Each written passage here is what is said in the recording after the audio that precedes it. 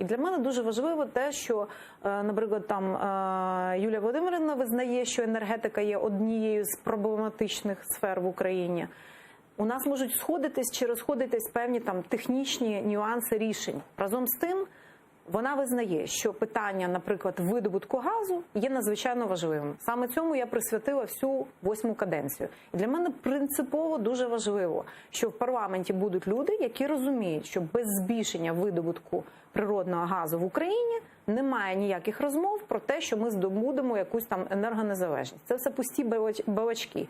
Єдина можливість знизити ціни, єдина можливість убезпечити Україну від політичного тиску Росії, єдина можливість – це збільшення видобутку українського газу. Ну, Юлія Володимирівна знає толк газу, якщо ви розумієте, про що я. Я не розумію зараз вашої іронії. Я розумію те, що єдині енергетичні системи України, дивіться, це загальновідома історія, 90-ті роки. Людина, яка двічі була прем'єр-міністром України, незалежно, чи це Юлія Володимирівна, чи це Арсен Яценюк, чи це будь-хто, хто колись стане прем'єр-міністром України. Я всім їм в очі, глядачі, скажу одне й те саме.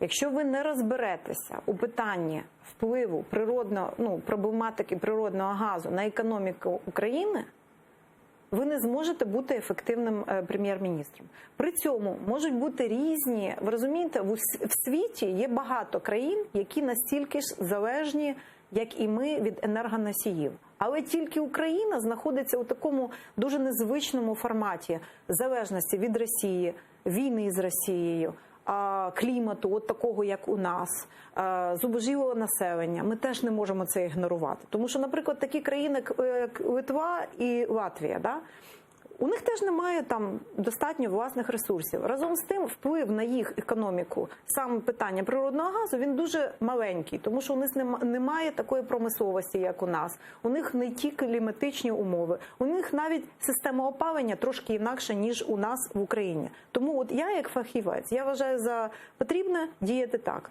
Ми беремо проблему, розкладаємо її на маленькі підпроблеми і далі незалежно або залежно від політичної філософії, тому що вона також спрямовує. Є більш соціально спрямовані партії, є більш, скажімо, центристські і так далі. І ми відшукуємо те рішення, яке, можливо, стане реально дієвим для України на цьому конкретному періоді.